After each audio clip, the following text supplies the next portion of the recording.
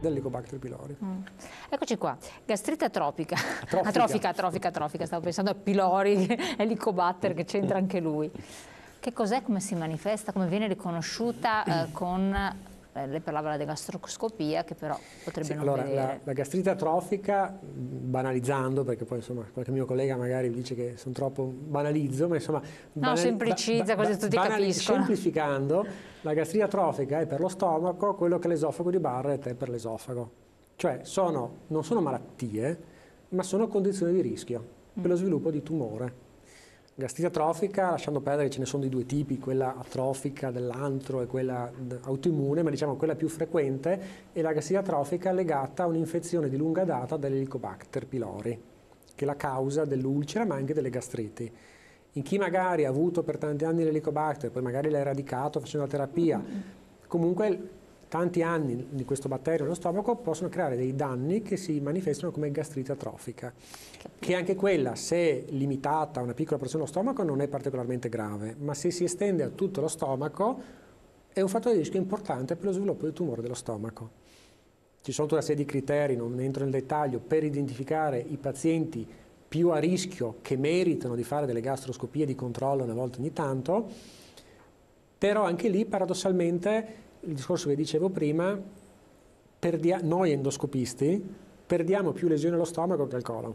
Caspita, è incredibile questa. Perché si tratta sempre di lesioni, microlesioni o di uno stato di cambiamento di colore? Cioè voi quando fate la gastroscopia vedete allora, sono microlesioni, sono cose che non sono facili da vedere, soprattutto se uno fa una gastroscopia di 2 minuti dentro e fuori, voglio dire.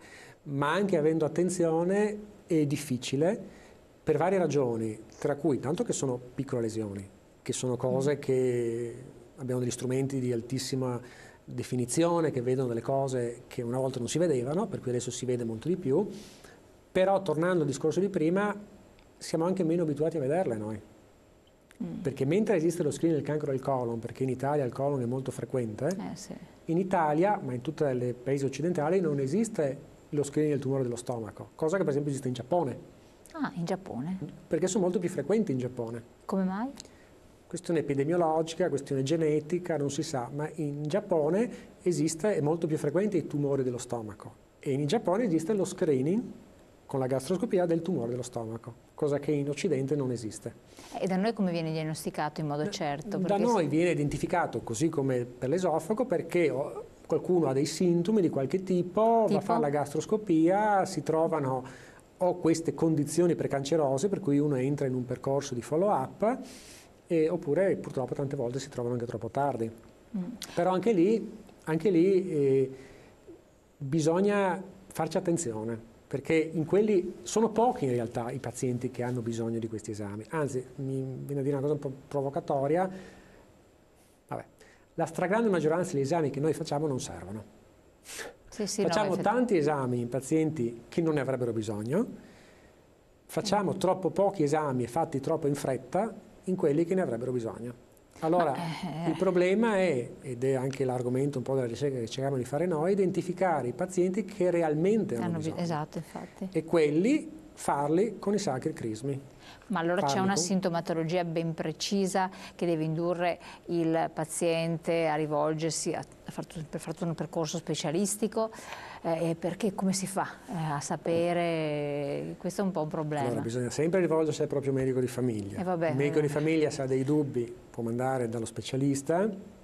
Diciamo che, soprattutto al di sopra dei cosiddetti 45 anni, se uno comincia ad avere disturbi, bruciori, dolori, difficoltà a digerire, eccetera, almeno un minimo di campanello d'allarme va fatto. Per lo stomaco, per fortuna, a differenza dell'esofago, esistono anche dei test cosiddetti non invasivi che si può fare sul sangue per identificare la probabilità di avere, per esempio, una gastrite atrofica. E allora quella può essere anche un primo step, se uno non vuole andare a fare la gastroscopia subito, può essere. Però ripeto, la cosa più importante dal punto di vista statistico, epidemiologico, è identificare i pazienti a rischio. E questo lo si può fare in qualsiasi endoscopia. di un certo livello, insomma normale, facendo una gastroscopia fatta bene, con le biopsie come devono essere fatte, facendo così uno è in grado generalmente di identificare le condizioni di rischio maggiore, che sono l'esofago di Barrett per lo stomaco e la gastrite atrofica per lo stomaco. Una volta identificati questi fattori di rischio, se superano una certa lunghezza, una certa estensione, sono i pazienti cosiddetti a più alto rischio. Per esempio c'è una stadiazione che è stata fatta, e onore al merito all'Università di Padova del professor Rugge, che si chiama la stadiazione di Olga, che permette di identificare con delle 4 semplici biopsie che vengono fatte in determinati punti i pazienti che sono più a rischio di sviluppare tumore. Sono i cosiddetti Olga 3 e 4. Quando uno è un Olga 3 e 4 è un paziente che merita di essere seguito nel tempo. E allora in quei pazienti lì, questo non mi... diciamo, bisogna farla bene la gastroscopia, bisogna farla con calma, bisogna farla con gli strumenti adeguati, ecco, infatti volevo bisogna farla se non si è nelle condizioni di farle, o perché non si ha l'esperienza, o perché non si hanno gli strumenti, o perché non si ha il tempo, perché in tanti posti purtroppo non c'è neanche il tempo per fare il tempo che ci sarebbe bisogno, la si manda nel centro di riferimento. E questo certamente noi allo IOV siamo, e per l'esofago, per lo stomaco, queste condizioni cosiddette precancerose.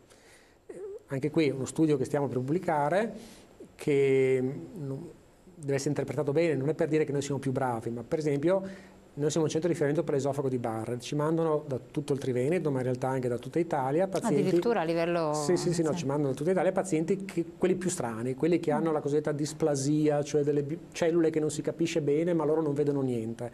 Spesso ci mandano questi pazienti con la cosiddetta displasia non visibile, cioè facendo le biopsie trovano delle cellule brutte ma non le hanno viste.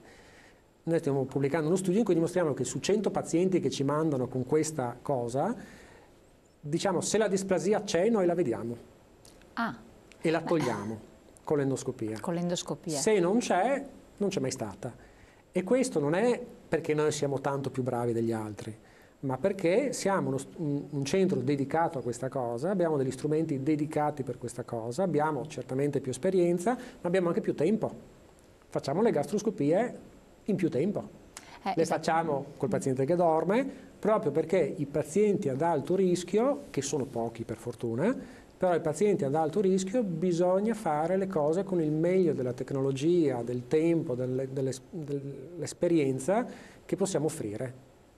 Assolutamente. Lei parlava anche appunto viene spontaneo pensare a strumentazione, ma la persona che fa una visita di un certo tipo, poi fa una diagnostica, viene spedito dal CUP, dove capita, dove c'è la possibilità di andare, e quindi noi ci troviamo in un territorio dove ci sono delle diagnostiche sufficientemente precise, oppure attenzione, perché ormai lo IOV ha talmente tanti casi da seguire che allora, attenzione, assolutamente i livelli medi, per esempio di endoscopia nel Veneto, sono di altissimo livello, non di alto livello, di altissimo livello, quindi uno può stare tranquillo e sereno di andare sostanzialmente ovunque.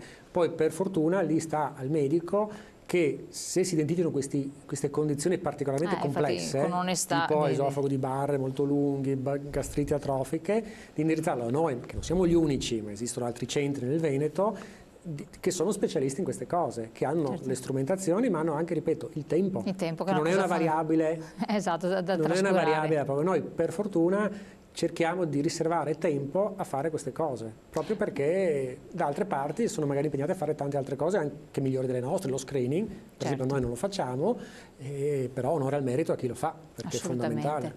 Tecniche chirurgiche meno invasive sono utilizzate anche per questi casi oncologici? Assolutamente sì, l'obiettivo nostro di identificare queste piccolissime lesioni è quello di poterle togliere per via endoscopica.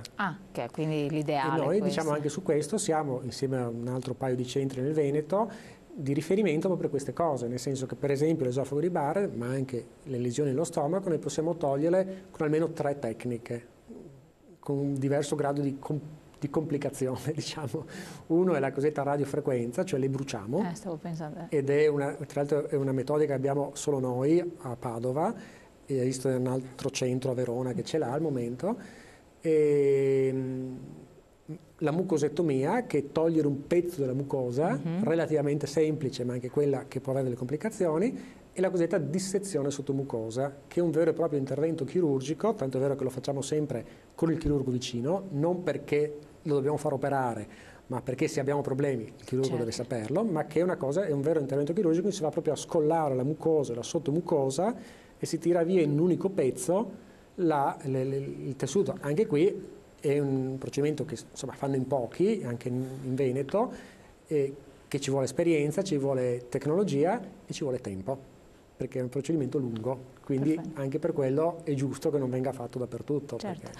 Insomma, per chiudere, si può, adesso con la ricerca effettuata, con gli studi che state facendo, si può, non dico guarire, però insomma non morire di questo tipo di tumore se preso per tempo? Assolutamente sì. Il 50% dei tumori sapremmo già come fare in modo che non vengano. Gli altri, diciamo che in buona parte, se si seguono linee guida internazionali, se si fanno le cose come si devono fare, per lo più, non sempre purtroppo, per lo più siamo in grado di trovarlo in tempo per poterlo togliere in tempo o con l'endoscopia nel caso nostro, o con la chirurgia o con altri trattamenti. E quindi allungare l'aspettativa di vita delle persone? Certo che sì. Poi dopo però, insomma... dopo dipende tutto anche dal livello individuale. Dottore, noi la ringraziamo tantissimo di essere stato qui con noi. Grazie a voi. A voi ringrazio di averci seguito. La puntata la ritrovate poi sul nostro sito, sul web e su YouTube, così potete anche rivedere i vari aspetti e anche le raccomandazioni che vi ho letto all'inizio, che sono fondamentali per uno stile di vita sano e come prevenzione primaria. Fondamentale. Benissimo. Grazie ancora dottore, arrivederci, grazie. Grazie a voi.